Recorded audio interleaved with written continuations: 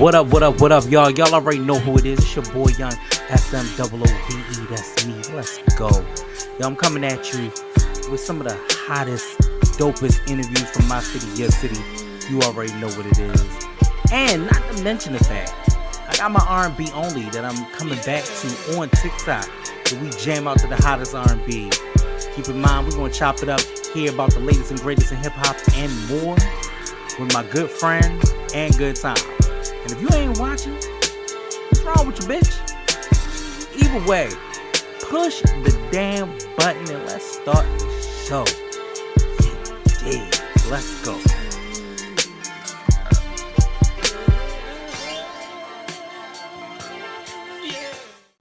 Oh, I know what you wanted me to do. All right. All right, welcome back to Kickin' It with Young Smoove podcast, the podcast where we sit down with the movers, the voices, the creators, and the cultural shapers of the and keeping the conversation alive. But today's guest is a Baltimore comedy legend who spent years making people laugh while also keeping it real with his perspective on life, culture, and community. You've seen him on BET's ComicView, on the legendary Showtime at the Apollo, and opening for comedians like Mike Epps, Cedric the Entertainer, Tracy Morgan, and more. He's also a voice in Baltimore listeners know very well from his Throwback Saturdays in WEAA on WEAA 88.9, bringing classic music and conversation to the airways every weekend. Before all that, he spent 13 years working as a corrections officer, which means his journey into comedy comes with a perspective most comics don't have. And beyond the stage and radio, he's built a creative family legacy through the Real Lancasters, while also watching his son carve his own artistic path as a professional ballet dancer. Please, ladies and gentlemen, welcome to my stage, the Kickin' It Young Smoove podcast stage, Larry Lancaster. My man, yo, you did your homework, brother. Digging. Okay, I dug in. First of all, let me tell you why, though, right? So when I was doing the research, I seen a young man, and I was like, Larry ain't never looked like that when he was younger. So yeah, then I was like, there was a time when I was cut up like that, but that was like early not like 20s. not like your son. And so no, really. When in my 20s, yeah, I was like that. I believe. But I wasn't a public figure, and I wasn't doing comedy or anything like that. You know? Yeah, no, I believe that because even first of all, you are the suit game king next to Steve Harvey. Like, you will hang a goddamn suit, okay? The suit will be hung. And I was like, okay, cool, that makes sense. But I actually saw the picture and I was like, that's not Larry.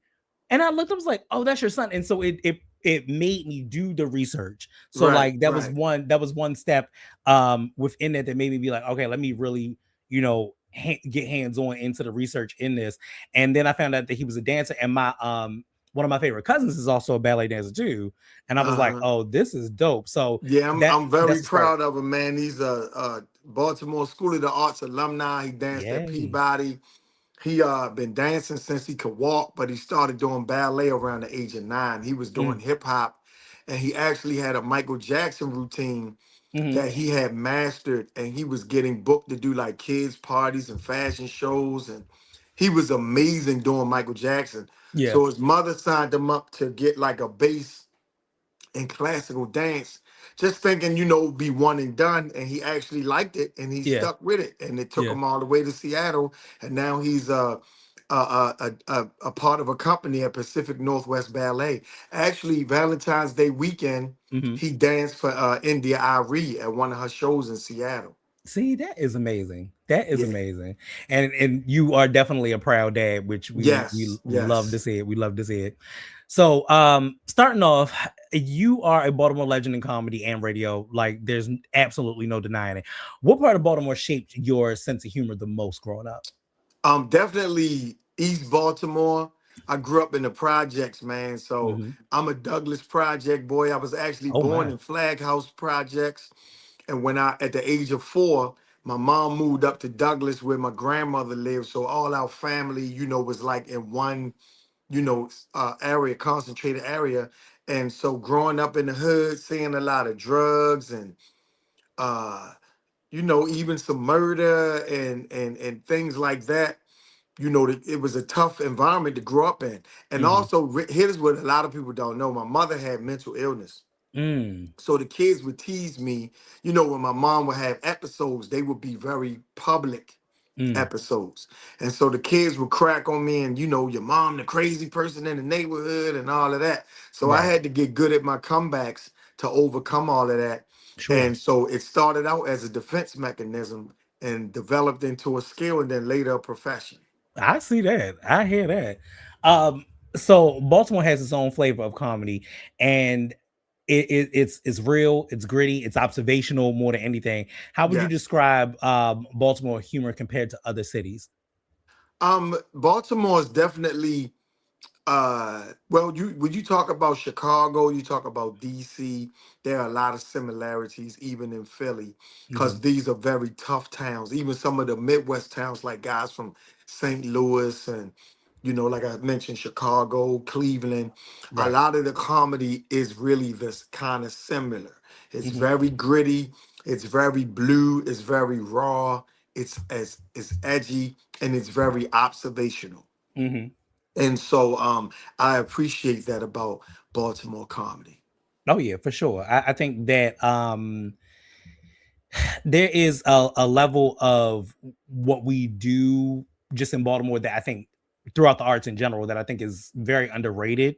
Number Mm-hmm. one, but I think that comedians, it's like it's kind of like New York. It's Right. very very hard in the way in which it's said, but it's still Mm-hmm. meant with it's so much undertone of love in it. Right. You know what I'm Right. saying? But I think when they hear I do shoes blues and cruise, they be like, oh no, these Yeah. is, you know Yeah. what I'm saying? So, but it's different. It is very different, and there's Yeah. a lot of It's a lot very of direct and in your face sure, and unapologetic.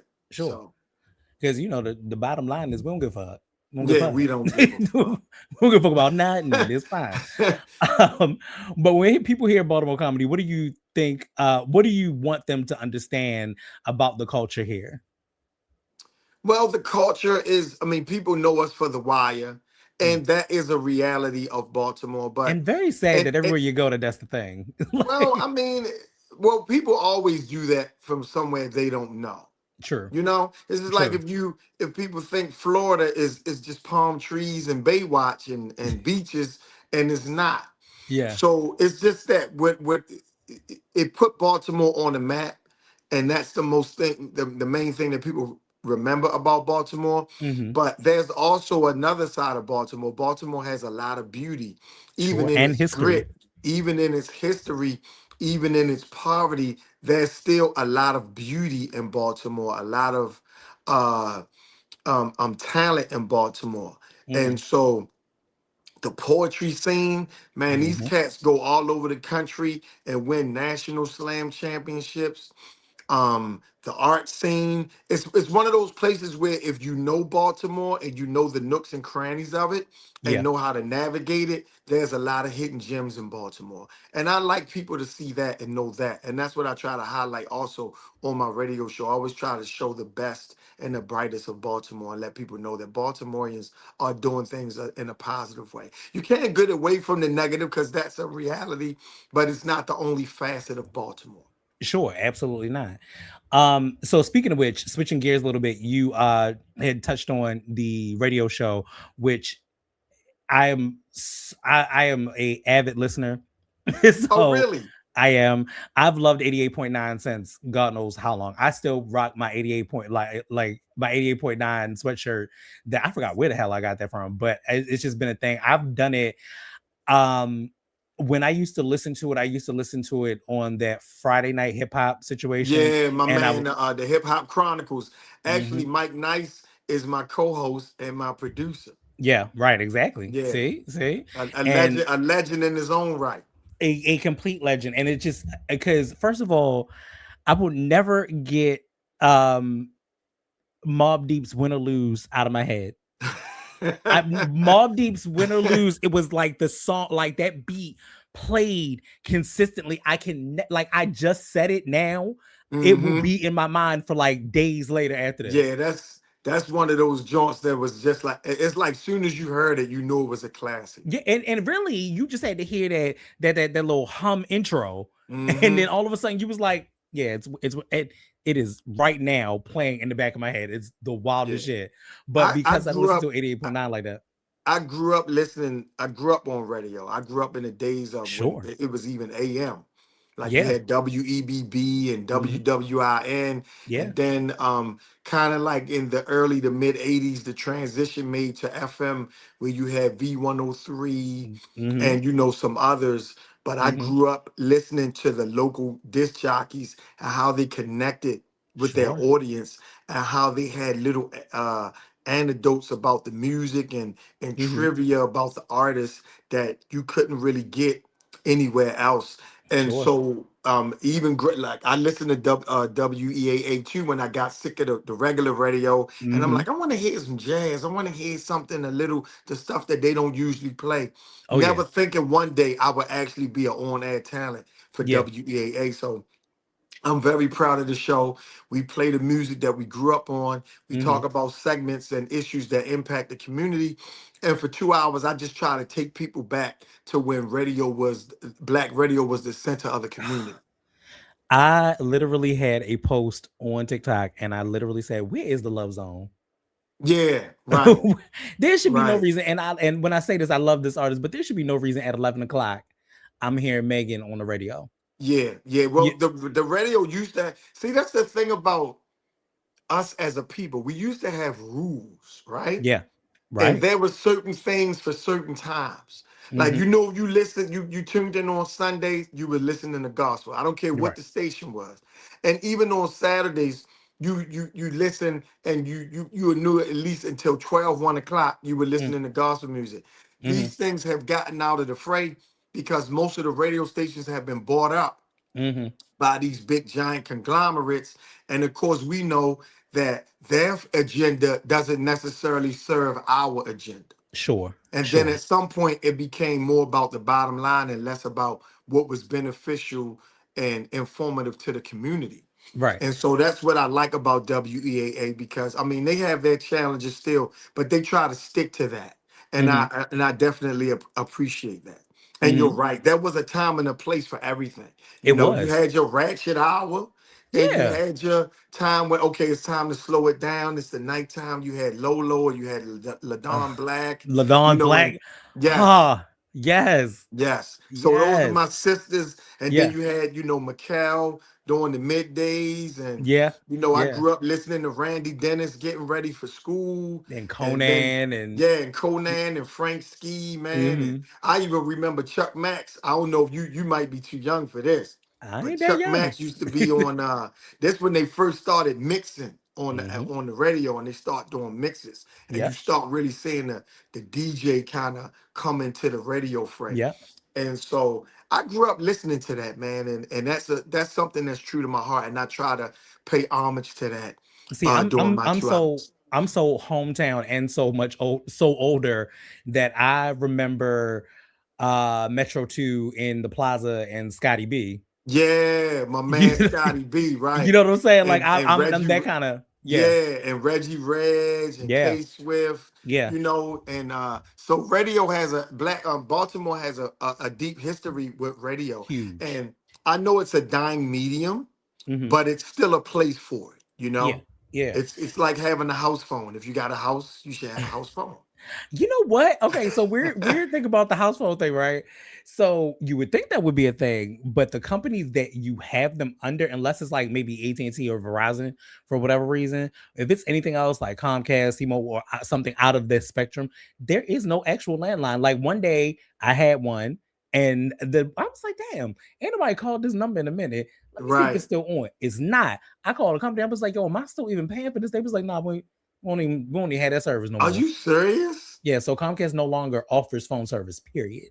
Landline Wow. phone service, period. That's amazing. And you know why Yeah, that is? So they could track you with the cell phone. right, exactly. But the funnier part about all of that was y'all didn't say nothing. You didn't put it in a Right. letter. You didn't Didn't put it say in an anything. email. just, just That's go cut it off. crazy. You know what I Yeah. mean? But one thing that I think that I want to honor you with is that the celebration of radio Hmm. and what that means. Like even being a podcaster, it became a medium for me that I needed. You know what I'm saying? And an outlet that I needed, and a way of working that I needed. And it's strange. It's like a calling card now. When I'm Mm-hmm. like, hey, I have a podcast. They're like, you have a podcast? I've had this podcast. I've done my podcast, even changing it or doing it solo or doing it with my old host. Like I've had this since like 2017, Oh wow. and Wow. continued to build. But I took it from the original roots before we Mm-hmm. did video and made it all audio. It was always audio. I kept it like that because the roots of what I loved is radio was one thing, you know what I mean? Mm-hmm. But then in addition, the people that I saw doing podcasting before it became what it is now was like the Read or the Friend Zone or NPR and so on and so forth.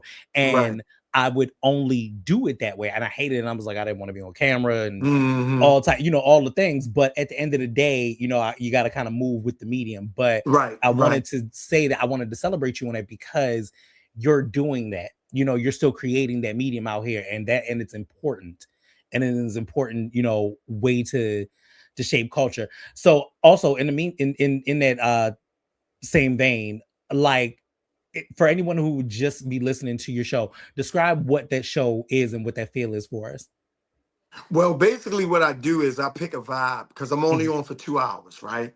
mhm, So, whatever the vibe is for that day, and mhm. because I think music, particularly our music, it's no reason why you should hear the same 5 songs My God, every week, right? this With is why I pay for Sirius all the Radio. music that's been done, it's endless, right? Yeah, yeah. So what I try to do is every week I pick a vibe and I stay in that vibe and I do it like a playlist. I handpick every song. So there are no throwaway songs. Any song you hear on my show is a Hmm, song that I like and I wanted people to hear, and it's hand selected. hmm. And the vibe is not all over the place. So you're gonna hear, if I'm in the love zone vibe, then I play all love songs. Yeah, If I'm doing house music, then it's all house. If I'm yeah. doing hip hop, then that's what it is. Sometimes I'll mix things up, but the songs, even when I mix it up, say like if I play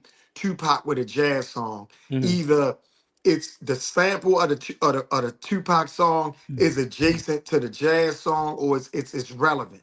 right, So the right. music is not all over the place. Like when you listen to other radio stations, you might hear Yolanda Adams and then Meg Thee Stallion. That Yeah, doesn't match, yeah. No, I right? don't. So I pick a vibe and I stay in that vibe, and I basically curate a show. Mm-hmm. And you're gonna hear that with about 15 to 18 songs, and then at the end of the show, Mike does a mix. Hmm.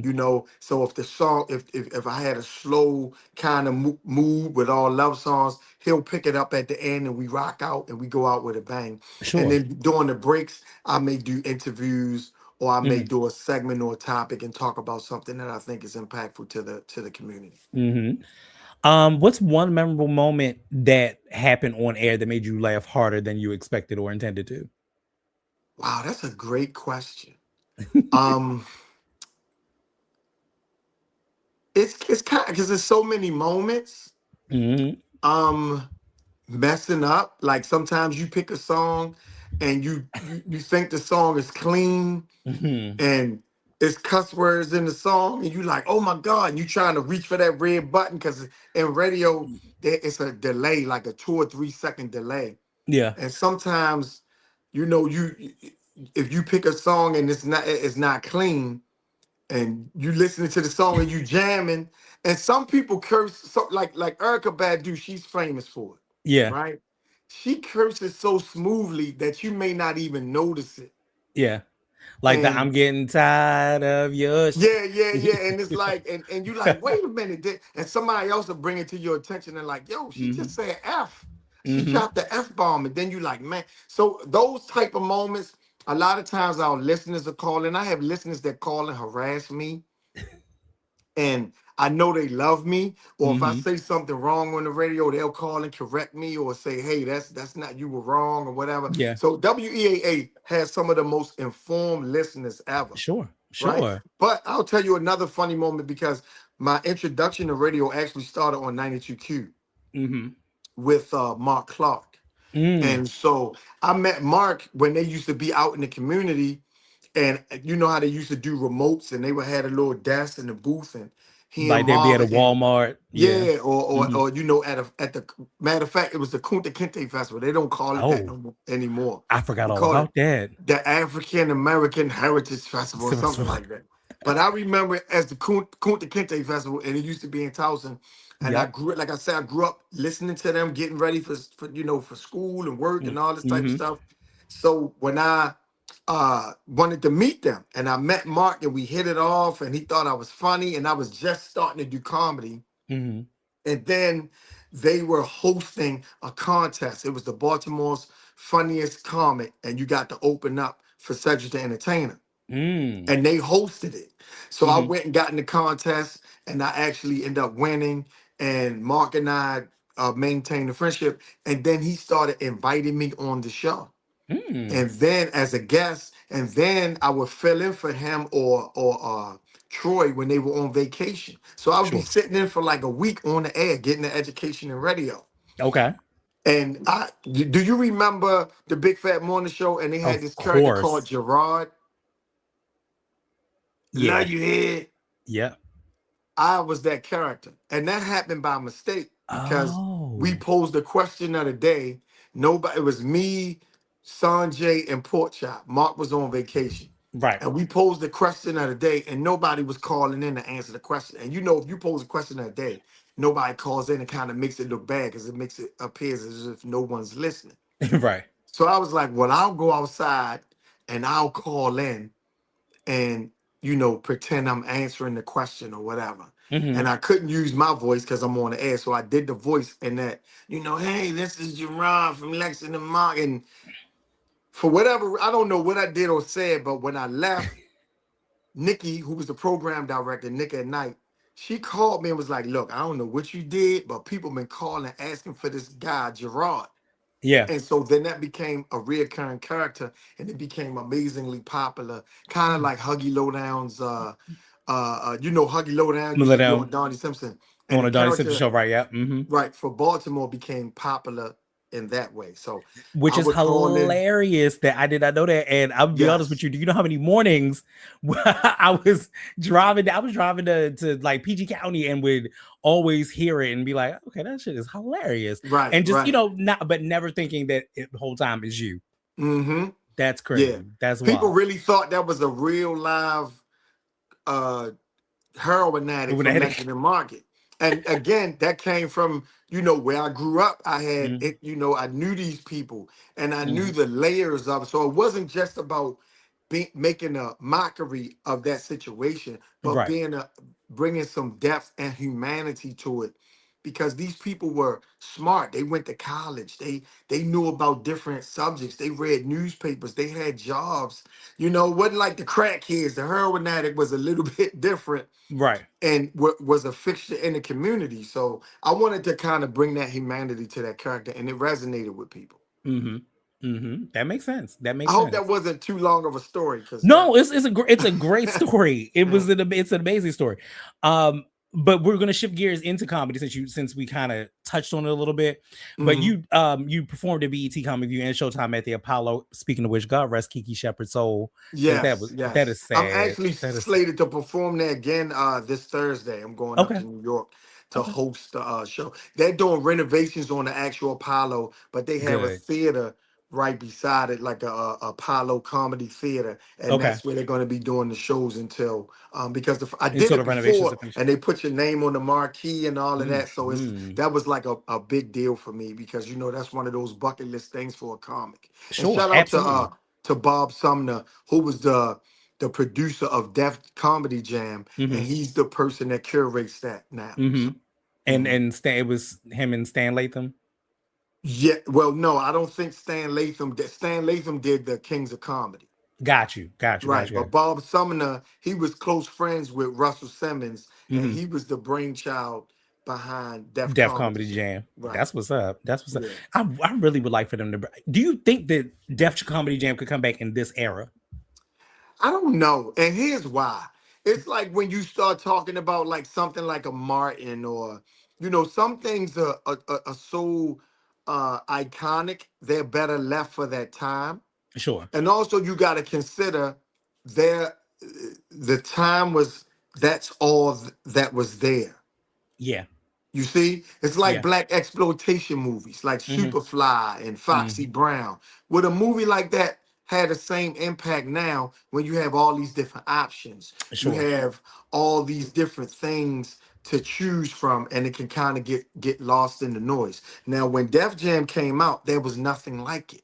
Mm-hmm. The only time you got to see comedy was if you watched the Tonight Show with your grandmother. You watched Right. Johnny Carson, and then they Right. had and 9 times out of 10, that was a white comic. And if they did have a black comic, he Mm-hmm. was a black comic that you was used to performing in Sure. white audiences. Mm-hmm. So to see, basically what they did was they merged hip hop with comedy.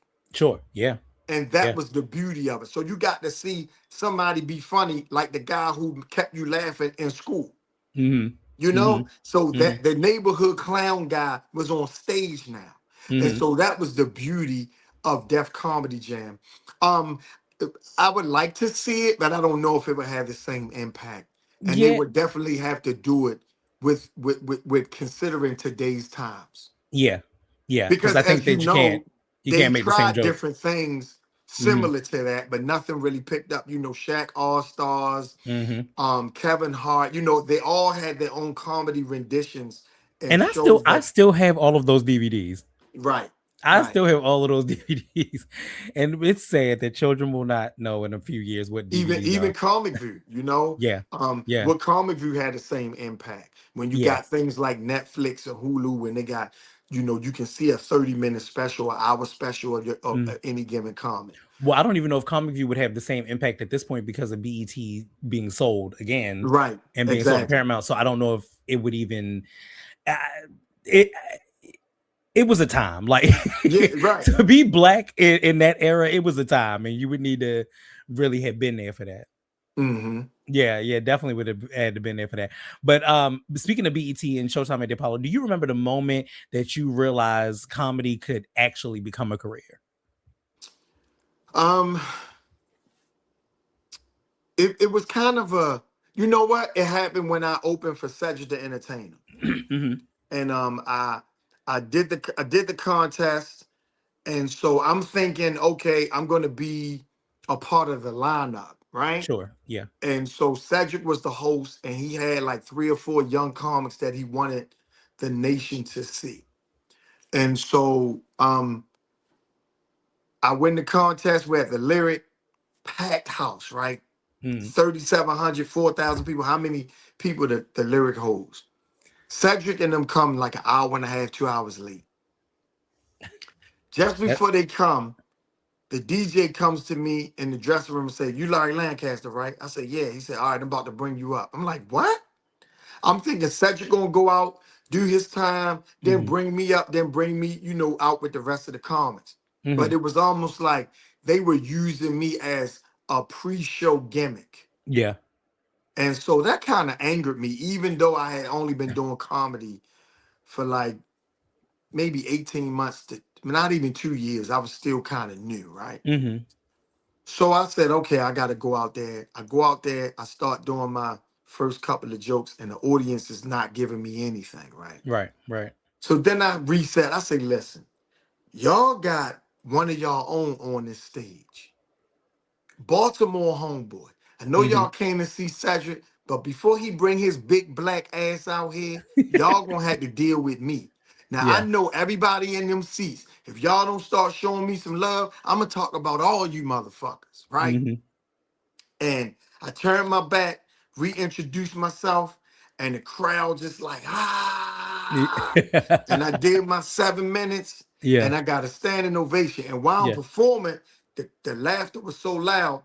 By then, Cedric and his entourage had come in the building, right? And so I see Cedric peek behind the curtain, and he pointed at me you know, Yeah. like, You got yeah. it. You So when got I it. came back from backstage, he was like, "Good hit, dog." You know, he from St. Louis, so they got that Midwest talk. "Good hit, dog." He was telling me I did a great job. And Right. so at that moment, I felt like, okay, maybe I could do something with this because Yeah. I was bold enough to earn my place on stage. Like Sure. when you're famous, people are gonna laugh at what you say.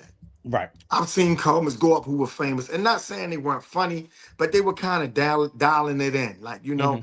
And it's something about that aura that you have when people come to see you and you're famous. You don't Hmm. have to try as hard. You don't have to be as funny because you've already done that. But Yeah. when you coming up, nobody knows your name. You gotta go out there and take it. And Yeah. so that's what I've had to do for almost my whole career. Yeah. Because hey, you could have turned your back, and they could have been like, "The hell with it." Right, right. So, and actually, the first time that I ever seen you host and or perform, I think it was actually at the Baltimore Crown. What Mm, year? Don't get me the line, right. but Yeah. but I do remember that, and I was like, okay, and it became that name, like the Lancaster name, just became synonymous, just with comedy, and we're just like, oh, okay, and we're constantly seeing you, and I think we're grateful as fans to look back and say, you know what, this man is making a mark and an impact that most people and a lot of people in our city wish that they were doing and couldn't do and haven't done, but you are. So Well, we are thank you, giving you your brother. flowers for that. You 100% are. So you're talking about somebody who has followed your career for a long periodical time, like Well, a thank long you, time. man. And I Yeah. definitely appreciate that. And shout out to my sister Year for Love doing the Shinye. Baltimore Crown and Love Shinye. highlighting Baltimore's talent. Yeah. And she's so selfless. I really Hmm. appreciate the things that she does. And Hmm. for a minute, I was kind of like the permanent host for the Baltimore Crown. I kind of got I remember stepped that. away from it, I remember that. because I can Shinye be giving motherfuckers awards till 3 o'clock in the morning. I'm like, Shinye, Baby, I'm them getting award, old. I can't be. baby, them awards be award. And I said, what Right. the hell? So Award for but what? I What did we do? definitely appreciate her doing that. Yeah. And Yeah. yeah, man, I think when you get to a certain point, I'm no longer trying to make it per se or chasing anything. Sure. I'm happy. I got a great life, and what I Hmm. really appreciate and I'm most proud of is the fact that I've mentored just about every young comic that came Hmm. through Baltimore, and they look to me for advice, and they Hmm. call me an OG. And when they traveling, other comics ask them like, "Who's your OG?" Because that means something. That means Sure. who trained you, who did you learn from in the game. Hmm. And I've had comics call me from other cities and like, man, these comics speak very highly of you when they're on the road and they're traveling. Which And is so great. that is what I'm most proud of, Sure. Absolutely. is that I And was able to give back in a positive way. and what would you say makes the difference between a good comedian and a great comedian? Um, Constantly challenging yourself, Hmm. um, not being afraid. And also one of the greatest things, and this is very underrated, and this is what I like about comics like Dave Chappelle. Everything doesn't have to be funny. Sure. I know that sounds weird coming from a comedian, Nope. I get it. I but get it. because a lot of times people invite me on the podcast and they invite me on the shows and they expecting me to have them cracking up. And I'm like, that's not really what I do. I'm a Right. naturally funny person, but I'm Hmm. also a very serious person. Hmm. And so I don't feel like my only contribution to a conversation is laughter. Sure. I'm versed on many different subjects. I'm a very intelligent person. And Hmm. this is not me saying it, this is what people have said to me. Hmm. And so I don't feel the need to always have to prove that I'm funny in these Yeah. moments. I do think it should be interesting though. I don't think you should come on here and have a goddamn snooze fest. But if you have something interesting to say Yeah. or a different perspective that people may not have considered and something that's thought provoking, so a lot of times that may be more impactful than making them laugh. Hmm. Like that's one of the reasons that I think a lot of people love Dave Chappelle, because Hmm. the setup and the punchline are not just a setup and a punchline. It's not Right, just, oh, here it is and here's a zinger.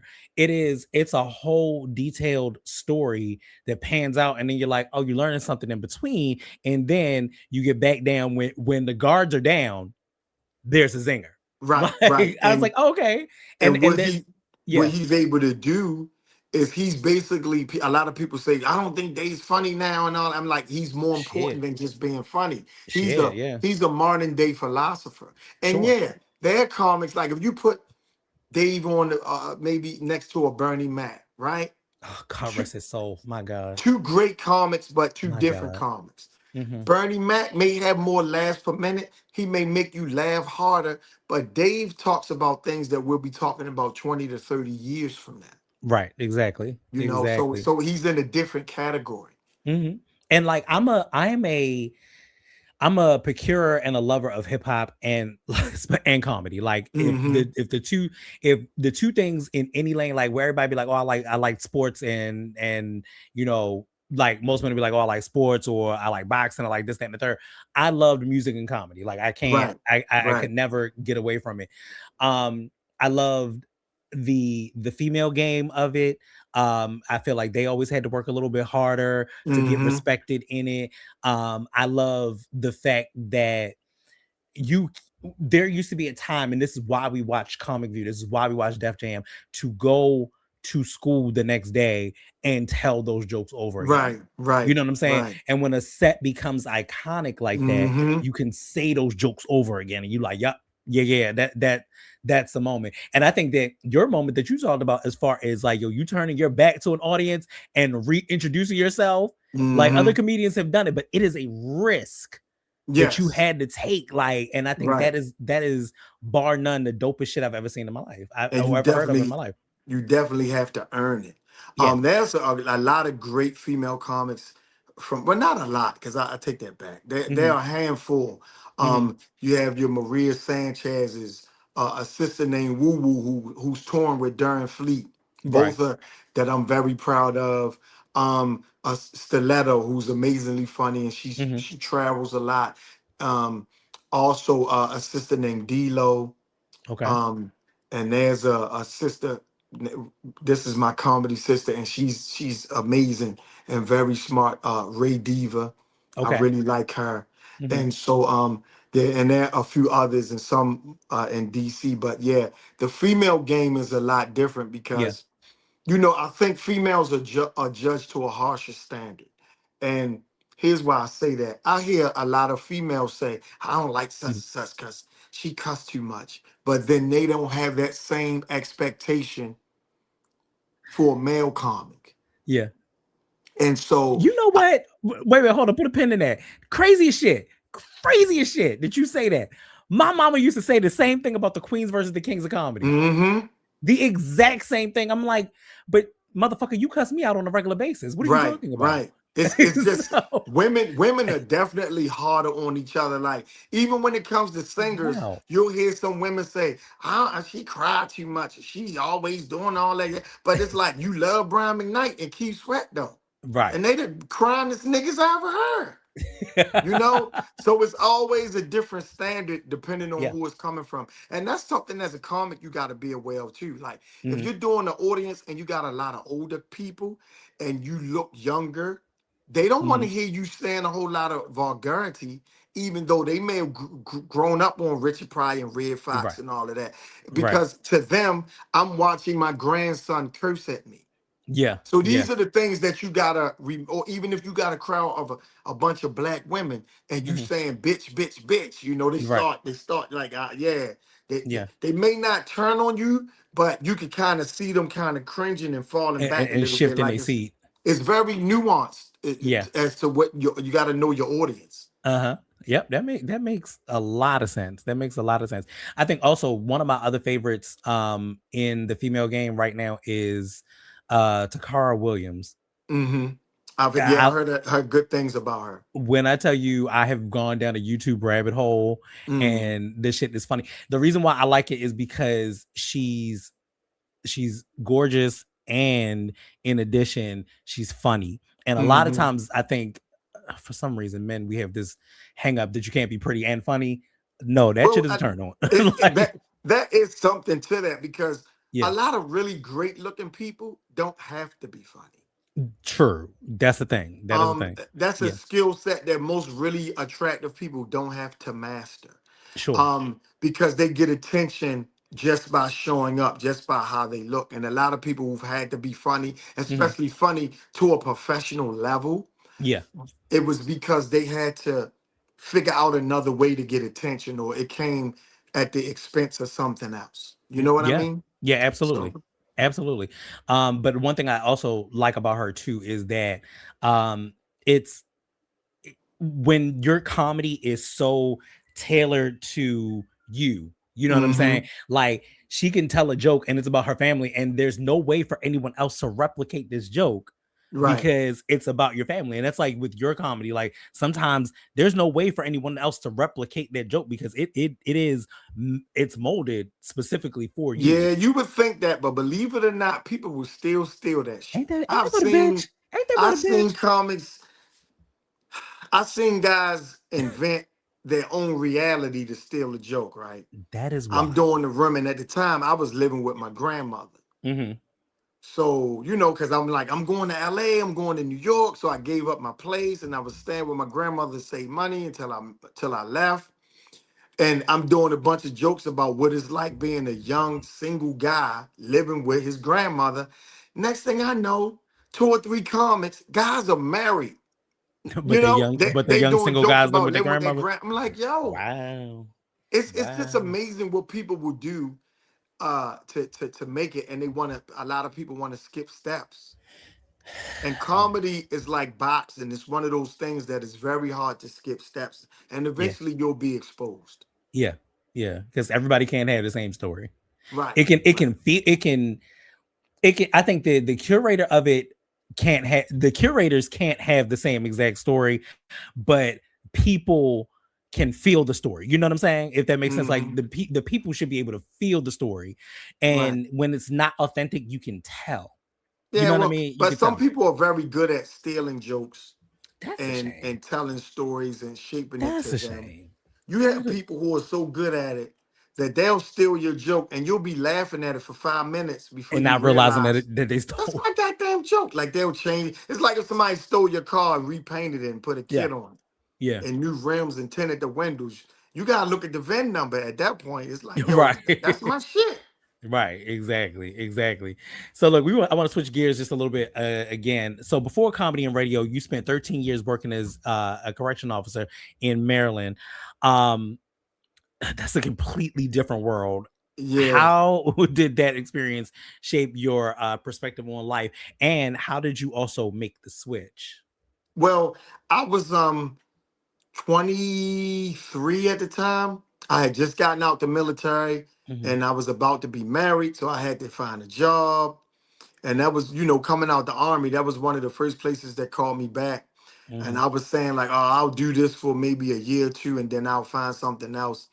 And next thing I know, 13 years later, I was still doing it. I spent 3 years at the Maryland Penitentiary Hmm. and then uh, 10 years at Baltimore County Detention Center. And actually, while I was at the Baltimore County Detention Center, I had started doing comedy. And Right. some of my first supporters were my coworkers. Mm. So they would come to the shows 20, 30 deep and support me. And I'm always grateful to them because, that you need that support when you first start. Hmm. You need people to come and see you Yeah. and who want you to do well until you learn how to go in a room full of strangers Right. and make them laugh. So I did that, and that was very difficult for me because I'm a very funny, engaging person. Hmm. But in that atmosphere, I couldn't really be as much as myself as I would have liked because You got to you work structure yourself. you're around the worst kind of personalities Hmm. and even the people not necessarily bad people, but it's not a good time. No one is at Right. the height of their life when they're locked up, whether it's traffic or child support or whatever. But I Hmm. always made it a point to treat everybody humanely, treat people with respect as long as they allow me to. And Yeah. when I see guys on the street now, and I do see these guys, Yeah. they greet me with so much love because I treated them with humanity and compassion at a time when a lot of people didn't. You know what? In actuality, my wife actually did it. In the Hmm. beginning part of our relationship, she was in corrections as well.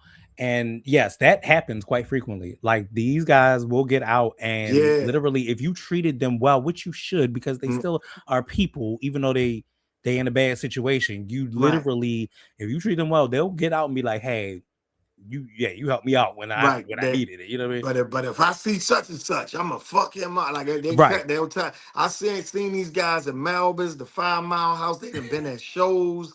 I seen guys tell me they seen me on TV while they was in the bed with their girlfriend, and they was See? like, "Yo, that's my man Lancaster from the jail." And the girl like, "You don't know him," and it's just like so to get that kind of reaction when Right. we met under those circumstances, I really appreciate that as well. But Hmm. yeah, some of the funniest people I ever met were locked up, and some of the corrections officers. You talk about funny people. Right. I mean, man, like just such an array of characters. So I Hmm. always rep and respect my corrections officers family, because it's like being a firefighter or police. Like it's something that only people who've done it understand what it's like and what you Yeah. go through. Yeah. It becomes like a brotherhood. Yeah, exactly. Definitely a brotherhood. Um. So also moving forward just a little bit, you were named Baltimore's funniest comedian in 2010 and won the funniest person award in 2004. What did those moments mean for you? They were like pivotal moments for me, because both moments I never thought I never whenever I got in the contest, I never went in with the intention of winning. Hmm. Most of the time I just wanted people to see me and say, okay, to put myself on the radar. And a lot of times, like one of the contests was at the Comedy Factory. And I had been trying to get into the Comedy Factory for years Right. and never could get in. And I said, okay, I'll get in the contest and then they'll see me and then maybe I'll get booked. Hmm. And so I end up winning the contest. And so then, it's just really you do it to network for opportunities, not necessarily to brag and say, oh, I'm better than other people, but it was Hmm. always a good networking tool, and it opened up the door for other people to say, okay, this guy's on the radar. And so those moments meant a lot to me, especially when you're competing against your peers Sure. in a certain area, and people get to see you and say, okay, he's one of the best. Hmm. Hmm. And you are, and you are. But also looking back on your journey so far, like what is one of your biggest accomplishments? Um, I got to open for Paul Mooney, Oh, who is the godfather of black comedy. He wrote for God rest his everybody from soul. Richard Pryor to Eddie Murphy to Mm. the Wayans brothers. Just a tremendous talent pool, Hmm. and he told me I was funny, Oh, and that meant a lot coming from him. He was I like, I heard you out mean, there, funny young man, very funny.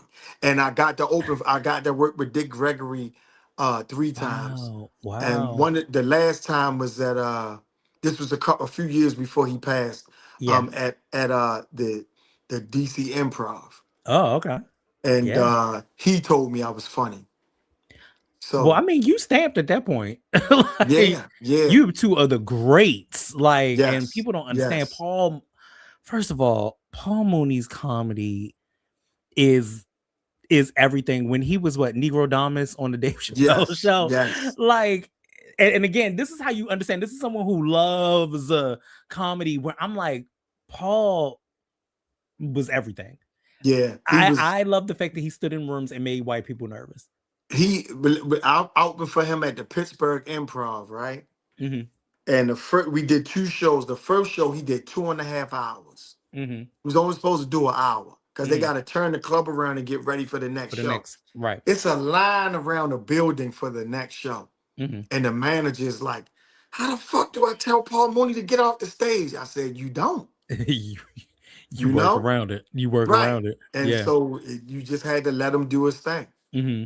I That actually is had the awesome. pleasure of working with his sons. He has two twin sons Yeah. who also do comedy, the Mooney Who look twins. just like him. Yes. And Yeah. they're more like health gurus, and they talk Okay. about financial literacy and everything.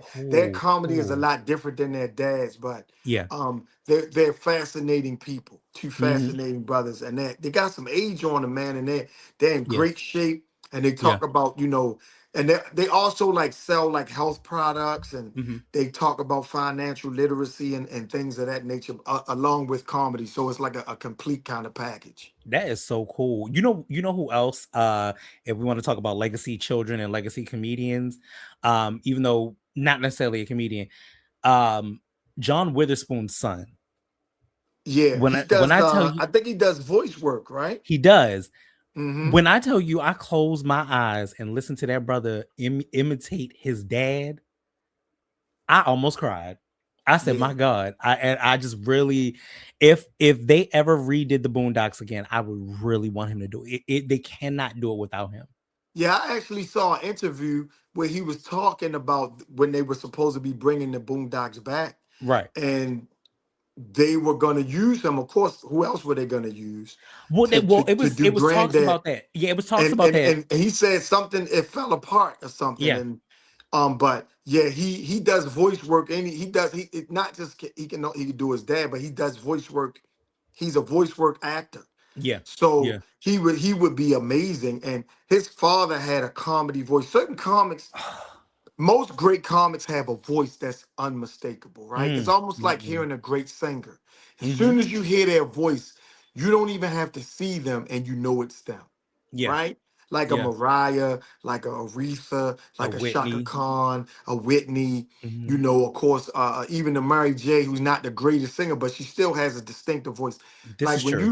you listen, you could close your eyes and you could tell, okay, that's Earthquake, that's Mm-hmm. Bernie Mac, that's Mm-hmm. Richard Pryor, that's Mm-hmm. Eddie Murphy, that's Martin, Yeah. that's Corey Holcomb. Like you can hear these voices, Yeah. and John Witherspoon has one of those voices. Oh my And they God. also have a cadence and a signature of even the way they talk, right? Yeah. Like a Yeah. Don DC Curry or Yeah. someone like that. And so John Witherspoon had one of the funniest comedy voices, My and God his today. timing and his delivery was Mm-hmm. just impeccable. Mm-hmm. Yeah. Impeccable. Like Charlie Yeah. Murphy had that too. Now, My I don't know yes. how great Charlie Murphy was as a stand-up comic, but Yeah. his Yeah. comedy voice and his timing Yeah. and when he did like comedy acting, another great person for that is like David Allen Greer, Yes. one of the Yes. best comedy actors ever. And David had a lot of physical comedy too. Yes, Like yes, it was very, very, very much, especially when you get yes. to like the 11 Color days, very physical. And then when he got I older, maybe not so much, but right. that voice is a thing. hmm I like Like, I like Wanda Sykes' comedy voice. yeah, I yep. like I like even Niecy Nash has a great Oh, comedy voice. yes. Um Love Niecy Kim Nash. Whitley, I'm not really that great on her stand up, but she has a great comedy voice. She had Monique has a great comedy voice. my God, my God, my hmm God. But Kim's is so good though that I Right, think that people underrate Kim a lot. right. You know what I'm saying? And it's very it's But she does it. She yeah, she does a lot of great. She does a lot of comedy voice work. So she's sure. not so underrated. Like if you Yeah. watch Black Dynamite, Dynamite. she does that voice, and She was on the you Boondocks can tell her voice as soon as you hear it. Yeah, she as did a soon as lot you of hear it. stuff on the Boondocks, so Mhm. she has a great comedy voice. She does, she does. And those are people again, like you touching in my spirit, in my comedy shondos, because that's like I grew up on this. These are the people that I grew up on that I'm like, hmm I'm infatuated with because it's like you as a comedian, I don't know if you look at it from this standpoint, but like, all right, looking at you on stage and being like, damn, our youth and people behind you are like, yo, I could do that. I see hmm you. I could do that. That's dope. I remember being that kid and seeing a Bernie Mac, seeing a hmm Monique, seeing these people and being like, especially with Monique, because she from here. And I'm Right. like, yo, these jokes, these cadences, like they represent me. Like hmm this is my kind of black. You know what I'm saying? This Right. is like Right. where I stand in it. And what's crazy is like Monique's when we talk about cadence, I would do the shit. I would do it on a regular basis by hmm accident. You know what I'm saying too? And I realized that I'm sorry, I'm trying to readjust that shit, which kills Yeah, I me. could tell. Uh, but um, I kind of but picked up after the second and third the second time you time I'm raised like, your yeah, it's hand. I'm like, let like, me raise his hand. what do you want to ask a question? And I No, no, figured no, no, out no. like, It okay. was the AI adjustable thing.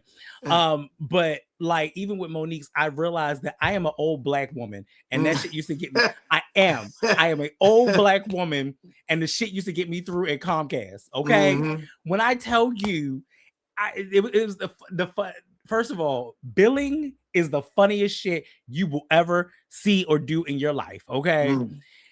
I remember working at Comcast, and this woman called in about her bill, and she says to me, "Baby, I don't know nothing about no big fat juicy booties. What the fuck is this on my goddamn bill?" I said, "Say what? What's going on here?" ma'am, what is this? So I look at the bill, and it is a shitload of porn. Right, And of course. I was like, "Is there someone else in your house?" She like, "I just got my grandson in here." It was like, I was like, yeah, okay, yeah, this is the thing. And you already know this was like an after school beat off, he's because definitely a person of interest. oh my God, it was an after school beat off, because it was like every day after 2:00 to about 4 for like porn, just horrible. Got her up to like $700. Wow. But I knew that if I spoke to her the way that she spoke to me, I had her hooked. And I did. Right. I said, "Look, baby." I said, "Look, child, this what you do, okay? We got an internet package for about $29.99 for the first 3 months. You go ahead and just cut off the cable for a minute, and we'll work on you with the bill. Now I work with you. You know what I'm saying? I take off a couple of them, and then we'll do." And when I tell you, doing that, she laughed so goddamn hard, and just randomly. And I was like, you know what? Quality control cracked up so fucking hard.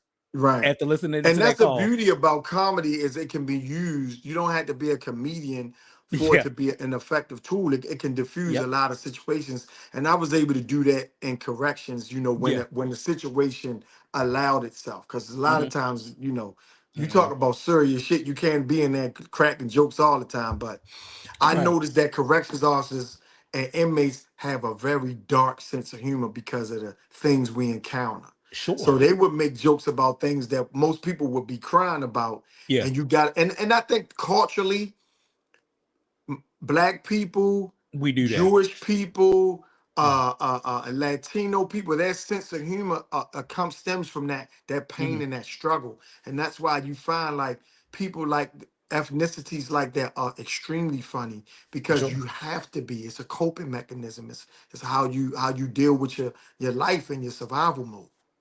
Absolutely. You don't see a whole lot of funny rich people. And you notice a lot of times the more successful comedians get, the less funny they are, generally. That's true. It's like you don't really, how do you relate? What's your struggle now? So, but that's just like music though. Like as much as we love Jay-Z, like it changed. And you can't still rap and be the same person on the block anymore. You definitely are. So now you got to talk about how rich I am, which is like, okay, brother, we get it. And right now, and where we are in this day and age, you being rich like that don't mean nothing to nobody. We just try to make it from day to day. Right. Which is wild.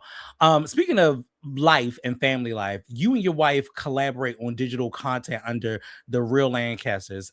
How has creating together strengthened your bond and your relationship? Well, I don't know if you know this, Troy. Well, you do, because you basically in so many words said I was old. Well, I didn't. I mean, elderly. Elderly. You use words like legend, and you've been doing this for 50 years, and I was a baby watching you do comedy. That type of shit. So so with my wife, she's 18 years younger than I am. So she brings that millennial kind of energy, right? I grew up in an era before social media was a thing, before the internet was a thing. We used to write our numbers on napkins, and when we didn't have GPS, we used to get MapQuest, and you had the directions and the seat on a piece of paper.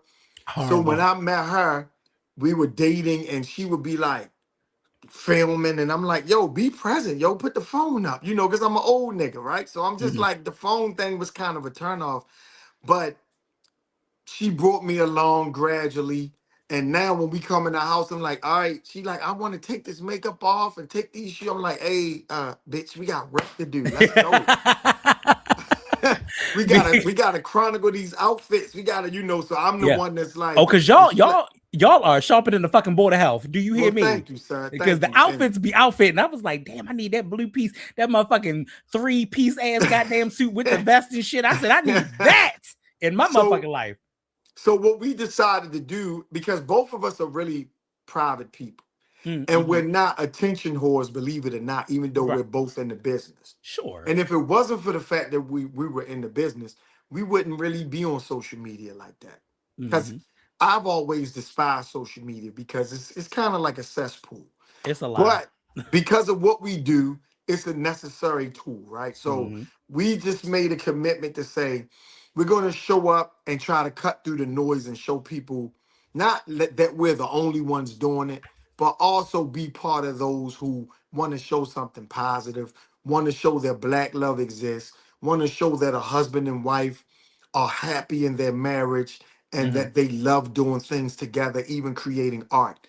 And so we just decided to combine the two, and it's been resonating with people, and people love it because you see the podcast where you hear the gender wars and what you bring to the table, and that Mm-hmm. modern woman ain't shit and the man ain't shit.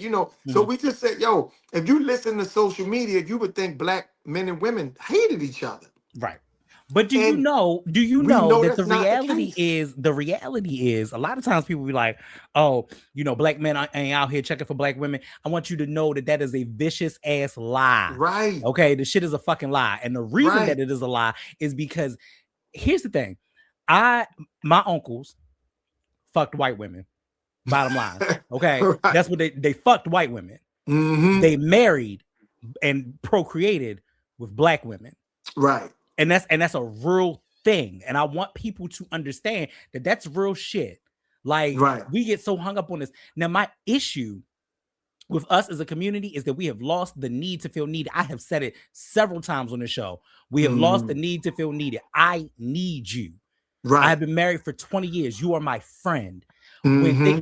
Even when you get on my last goddamn nerve, you are Right. my friend. You're the person that I want to tell all the news and the problems to. And I'll hear Mm-hmm. yours even when I'm just like, okay.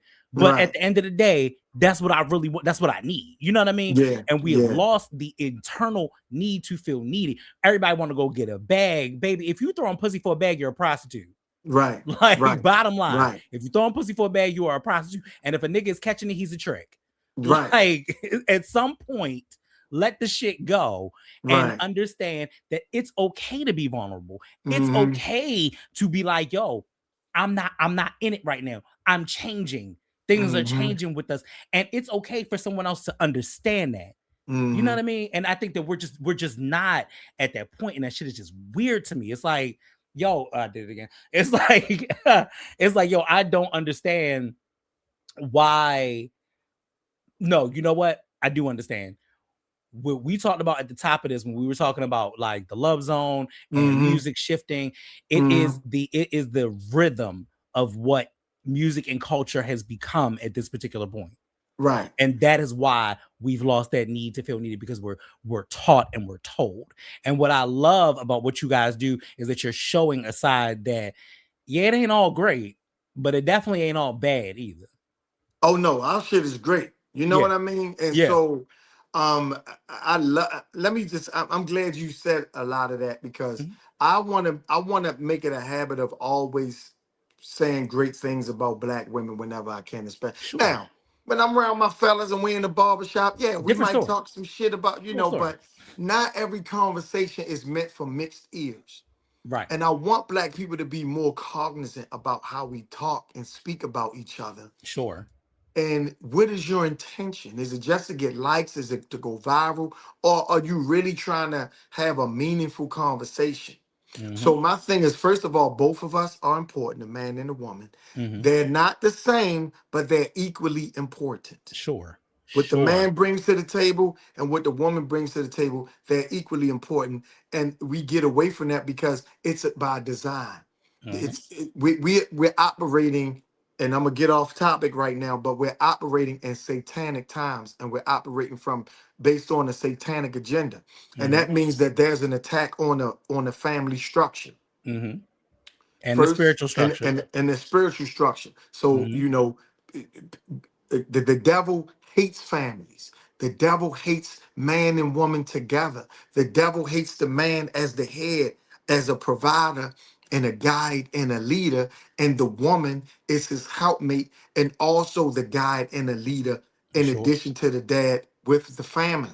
And Mm-hmm. these things are being attacked, and we can see it in the art. We can see it on these shows. And it started with shows like Married with Children, where they make the dad this hapless bum who's Yeah. not really respected, who people don't really listen to. And the wife is still dressing like a whore at her age, and the kids are, all, and these things were very entertaining, very Mm-hmm. funny. It's a great show. The writing was superb, but these things have a psychological agenda. Mm-hmm. And so a lot of these things are so sophisticated that we didn't really notice they were happening. Sure. You see? So Sure. even when we go back to shows like Good Times, right? Mm-hmm. They wanted that show to be something else, but the actors stood on business, Yeah. mainly, Esther Rowe, and she was like, listen, I'm not doing this show without a strong black male lead. You're Yeah. not gonna get rid of the black man and make me a single parent mom in the projects and Mm-hmm. have me be a cliche. She was Mm-hmm. like, and so when she brought the husband in, we all know James Evans was a strong black male role model. Mm-hmm. And so it's an attack on that. People call that toxic masculinity now, and it's Mm-hmm. masculinity and manhood is under attack. Right. Femininity and being ladylike is under Is under attack. attack. Yeah. You um um uh our queen mother, uh Felicia Rashad, had some advice for young women. Man, they attacked this lady as if she was nobody. Yeah. Monique. So many of us, so there's a lot that I won't get into because this is a whole nother conversation. But Right. as a people collectively, man, we're looking morally bankrupt, and we really got to get Sure. back to our Sure. spirituality and having rules. There's guidelines in the Bible, and it tells you. And if people don't believe, I don't even have a conversation with them. I'm not trying to Right. convince nobody Right. or whatever, but it Right. all starts there. And we see how far we've gotten by getting away from all of that. Because even if you look at like, all right, so you talked about like the shows as far as like Good Times, um the so when they killed James off, you Right. realize that Florida came followed after, because she was Mm-hmm. like, I can't be on this without him. Like, Right. y'all killed him off. Okay, cool. I can't be on it without him.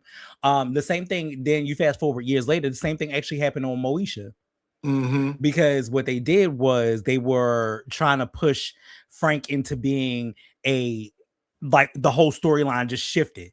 Like, where now Mm-hmm. Ray J was, was really his son, and this, that, and the third. Now the whole storyline shifted and made it seem like he was a cheater, and Right. and he and Right. he stepped out on his wife, and this, that, and the third. Mm-hmm. That whole storyline cheated, but it was on purpose. But it was the iconic, legendary Cheryl Lee Ralph who was like, "Fuck this, I'm out.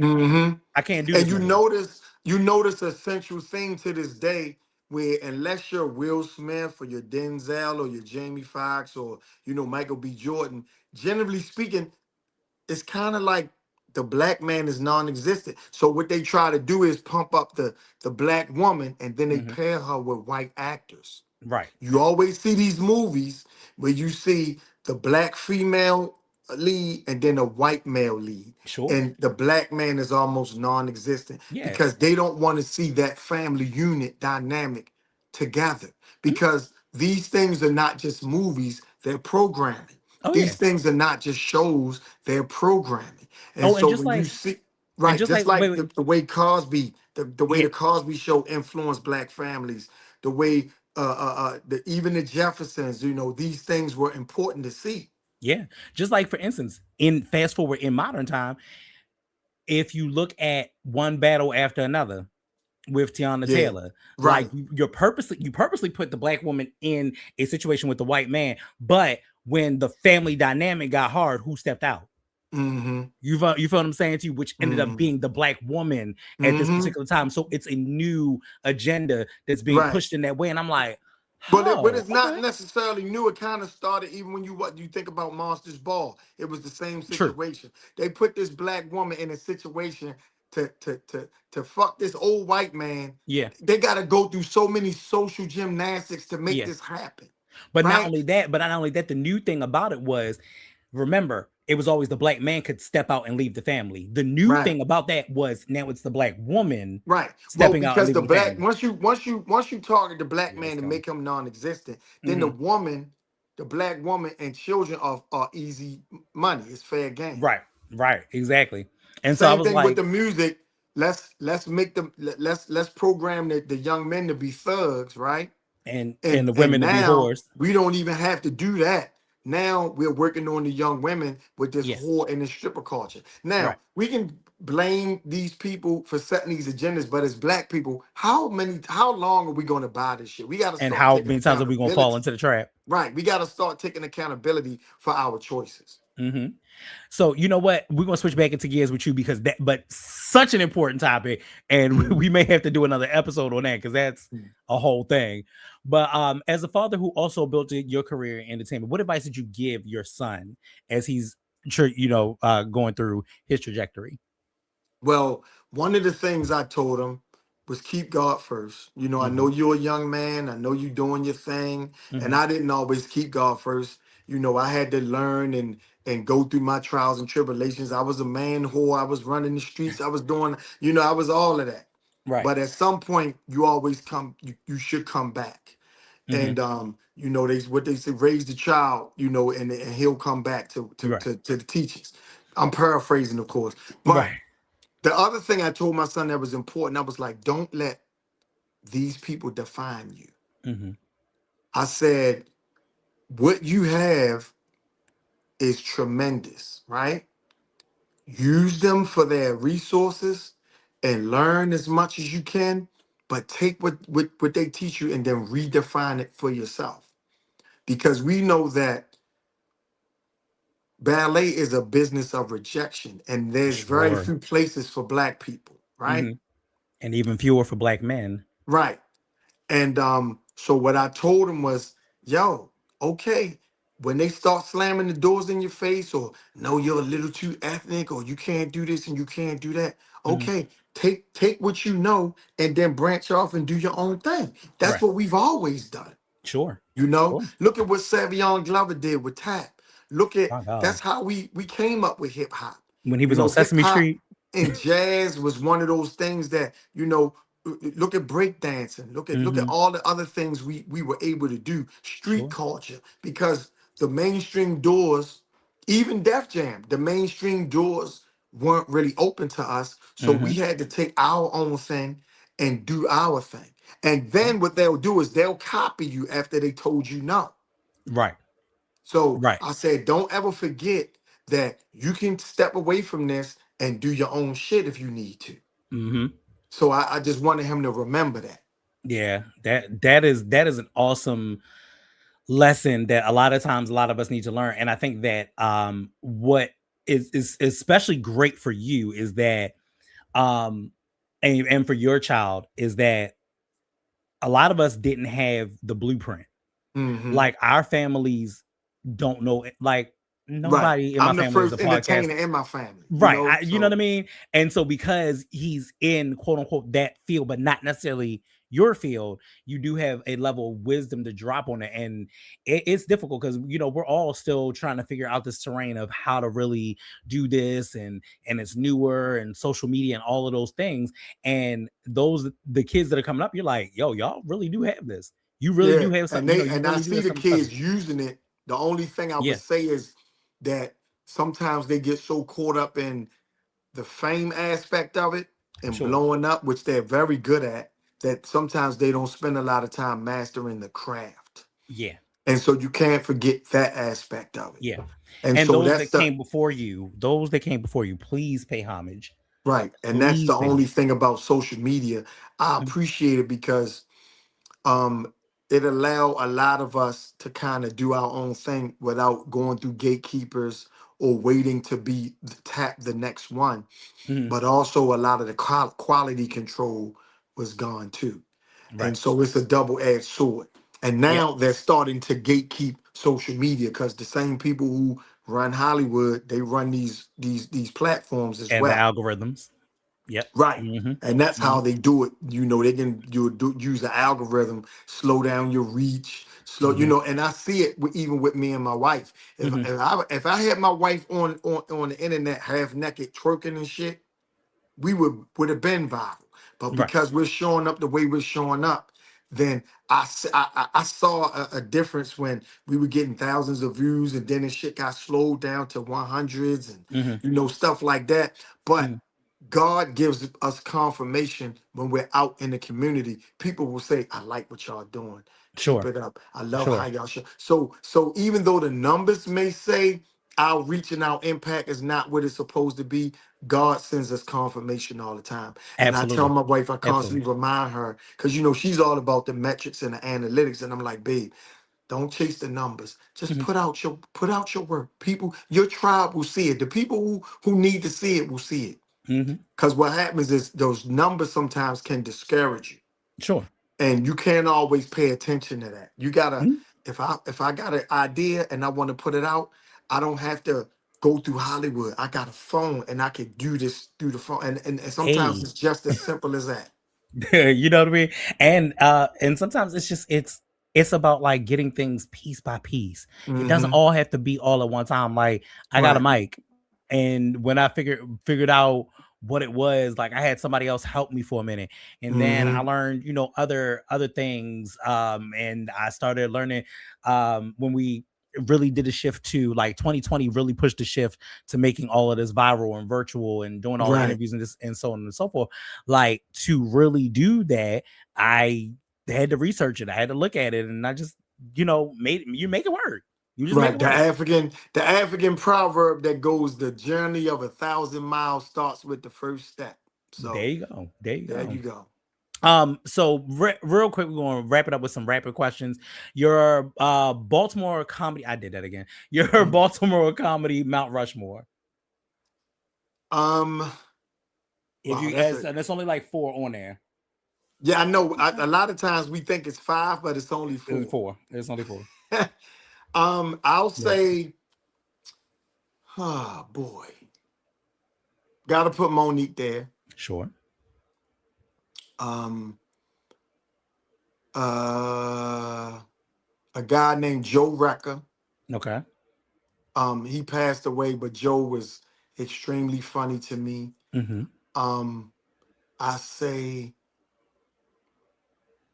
Lonnie Davis Mm-hmm. and Timmy Hall. Okay. Okay. That's a good one. Yeah. Hardest crowd you ever performed for? Um. Who? Some of those DC crowds. Is Um. it because you from Baltimore or Well, that's the thing. I always got love in DC, mm-hmm. so I never understood this. This beef. I I think don't know that where it's that's from. something that happened like in the federal prisons down there, whatever. Yeah. But like, cause we're so close, especially when we're like in another town, it's almost like DC and Baltimore is the same. Yeah. Yeah, absolutely. Yeah, that's a Yeah. that's a tough one. I would say, Baltimore Crown. Some of Mm. those crowds were very tough. Oh, oh yeah. Because you got a Just lot thought of people not there for the event, people yeah. talking, and Yeah. you got to get everyone's attention. Stuff Hmm. like that is very tough and is draining. It takes a lot of stamina. Yeah, and not only that, sometimes it's like, people from different sets. Hmm. Like, what is going on here? It was kind of a lot at one point. Comedy club crowd or theater crowd? I definitely love comedy club crowd. I like theater crowds too, but Mhm. it's nothing like being the intimacy of a comedy club. I like it. Sure, sure, sure, sure. One Baltimore stereotype that actually makes you laugh. Um, uh, that we all say Doug. We don't. We do not. Yes. We do Now not say I'm Doug. guilty of the two and the do. Right. I'll do But that I all day, I but don't say Doug and Fug and no, yeah, I don't don't. know. Absolutely not.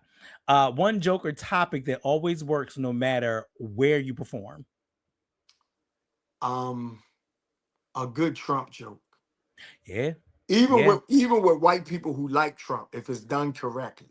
Sure. Yeah. Absolutely. Absolutely. And All a and a right. good and a good sex joke. Oh, for sure. You know who else? You know, speaking of which, since you said that, who else is the queen of that? That goddamn Cheryl Underwood.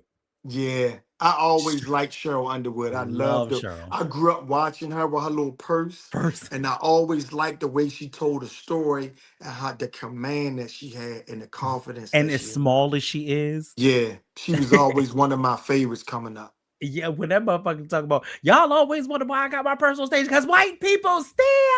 I said, if they can steal the motherfucking land, they can steal $2 or $3 out your Yeah, purse. yeah, I yeah, said, yeah, yeah. I and love see, Cheryl that's what Underwood. we're talking about when we talk about Hmm. what comedy does for you. The fact Right, that that is 30 years removed, a right. fucking comic view joke that I still remember to this And day. here's the thing, it's a connection that we have as people Sure. that even when we're amongst other races, it still don't hit the same. Yeah. Yeah. Certain jokes, it's like it's almost like a language, Yep. right? Mm-hmm. And even though other people understand it, they still don't get it the way we get it. Sure. Sure. Hmm. Absolutely. So to close out, when people look back years from now at the career of Larry Lancaster, what do you want your legacy to be? Just that he was he started out as a great man and ended up being a good man. There you go. Because There I you wasn't go. always good. I always been great, but I wasn't always good. There you go. There you go. Well, y'all, once again, this has been an amazing episode of Kicking It with Young Smooth podcast. Y'all know the vibes. Y'all know what it is. But we're going to end out as we always do. Fear, false evidence appearing real. It's only real in your mind if you make it real in your mind. And as you can see, Larry Lancaster has come through many different things. But I'm gonna talk to y'all next week. Hopefully, y'all know the vibe. Y'all know I'll be late. Don't judge me. Y'all love me, and this is why Oh, y'all are can it, here. Troy, can I plug something real quick? Sure. Yes. I'm sorry. My bad. What was I thinking? Yes. That's Plug fine, anything that you brother. got. Just real quick, the wife and I are doing the Mother's Day show. I don't know when this is going to air, but we're doing the Mother's Day show May 10th at Magooby's Joke House from Okay. 4 to 6. Great show. Poetry, comedy, music, all on one stage. Okay. Bring your mom out and give her a Mother's Day experience. Don't just take her to brunch. You're going Yeah. to be standing in line for food that may or may not be good, but this show will be amazing and she won't forget it. I know that's right. I know that's right. I'm gonna try to pull it. We're in April now. I'm gonna try to Yeah. pull it before Mother's Day. Yeah, So thank hopefully you. I The can get tickets everything. on the Eventbrite. Yeah. It's Love, Laughs, and Lyrics. Okay, perfect. Y'all heard Larry. So make sure y'all go and get y'all tickets. Larry, I'm gonna keep you in here for a quick second, but everybody else, I will see y'all next week. All right, y'all. Peace. All right, y'all. That's it. We done. We out of here. Hope y'all had a good time. Hope y'all enjoyed yourselves. On to the next. So make sure you like, make sure you comment, make sure you subscribe, because y'all already know what it is. We is outside. And that's on period. Yo, thanks so much for all the laughs. But that's all, folks. That's all she wrote. And until next time, y'all already know what I'm gonna do, what I'm gonna say.